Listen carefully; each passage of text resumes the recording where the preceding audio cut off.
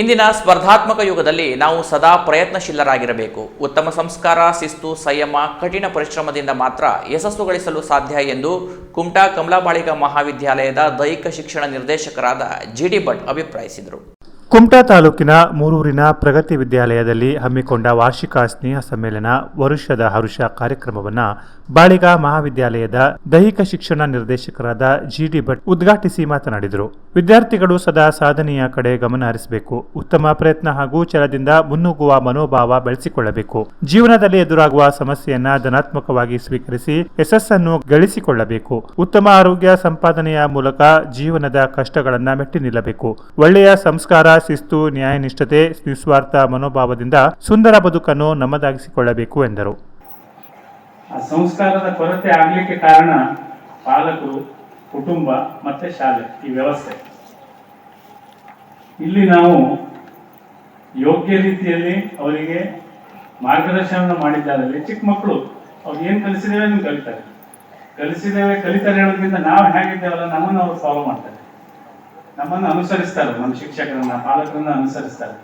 ಬಹಳಷ್ಟು ಕಡೆ ನಾನು ನೋಡ್ತೇನೆ, ಪಾಲಕರು ನೋಡಿ ಅವನಂಗಾಗ್ಬೇಕು ಇವನಂಗಾಗ್ಬೇಕು ಅಂತ ಹೇಳ್ತಾರೆ. ಬಹಳಷ್ಟು ಪಾಲಕರು ನನ್ನಂಗೆ ನೀನಾಗ ಅಂತ ಹೇಳೋರು ಎಷ್ಟು ಜನ ಇದ್ದಾರೆ.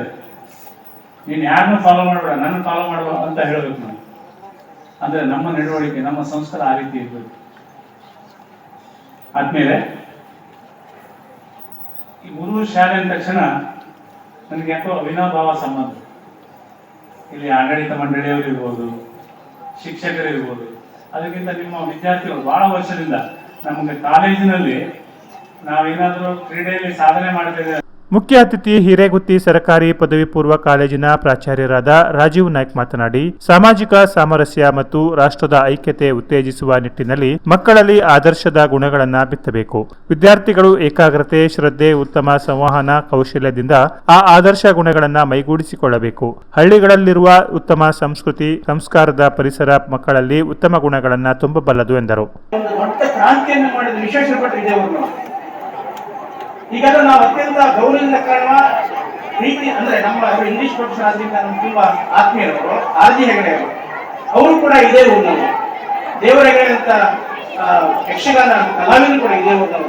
ಅದರಿಂದ ಮೂರು ಅಂದ್ರೆ ಸಾಂಸ್ಕೃತಿಕವಾಗಿ ಬಹಳ ಸಮೃದ್ಧವಾದದ್ದು.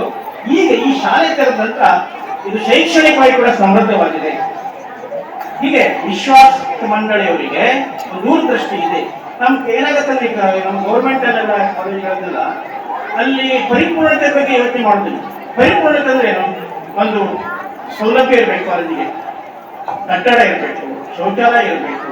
ಕಾರ್ಯಕ್ರಮದ ಅಧ್ಯಕ್ಷತೆ ವಹಿಸಿದ್ದ ವಿದ್ಯಾನಿಕೇತನ ಸಂಸ್ಥೆಯ ಕಾರ್ಯಾಧ್ಯಕ್ಷರಾದ ಆರ್ಜಿ ಭಟ್ ಮಾತನಾಡಿ, ಮಕ್ಕಳು ಹೆಚ್ಚೆಚ್ಚು ಕ್ರಿಯಾಶೀಲರಾಗಿ ಇಂತಹ ಕಾರ್ಯಕ್ರಮಗಳಲ್ಲಿ ಭಾಗವಹಿಸಬೇಕು. ಪಾಲಕರಿಂದ ಉತ್ತಮ ಸಹಕಾರ ದೊರೆತರೆ ವಿದ್ಯಾರ್ಥಿಗಳು ತಮ್ಮ ಕ್ಷೇತ್ರದಲ್ಲಿ ಪ್ರಗತಿ ಕಾಣಲು ಸಾಧ್ಯ ಎಂದರು. ವೇದಿಕೆಯ ಮೇಲೆ ಪ್ರಾಚಾರ್ಯರಾದ ಜಿಎಂ ಭಟ್, ಪ್ರಗತಿ ಸಮೂಹ ಸಂಸ್ಥೆಗಳ ಮುಖ್ಯೋಧ್ಯಾಪಕರುಗಳು ಉಪಸ್ಥಿತರಿದ್ದರು. ಕಾರ್ಯಕ್ರಮದಲ್ಲಿ ವಿದ್ಯಾನಿಕೇತನ ಸಂಸ್ಥೆಯ ಗೌರವಾನ್ವಿತ ಪದಾಧಿಕಾರಿಗಳು, ಊರ ನಾಗರಿಕರು ಉಪಸ್ಥಿತರಿದ್ದರು. ಇದೇ ಸಂದರ್ಭದಲ್ಲಿ ವಿದ್ಯಾರ್ಥಿಗಳಿಗೆ ದಾನಿಗಳು ಇಟ್ಟ ದತ್ತಿ ನಿಧಿ ಪುರಸ್ಕಾರ ನೀಡಿ ಅಭಿನಂದಿಸಲಾಯಿತು. ಜಿಎಂ ಭಟ್ ಸ್ವಾಗತಿಸಿದರು. ಶಿಕ್ಷಕಿ ಮಮತಾ ನಾಯ್ಕ್ ವಂದಿಸಿದರು. ಸಭಾ ಕಾರ್ಯಕ್ರಮದ ನಂತರ ವಿದ್ಯಾರ್ಥಿಗಳಿಂದ ಮನೋರಂಜನಾ ಕಾರ್ಯಕ್ರಮ ನಡೆಯಿತು. Canara plus news, Kumta.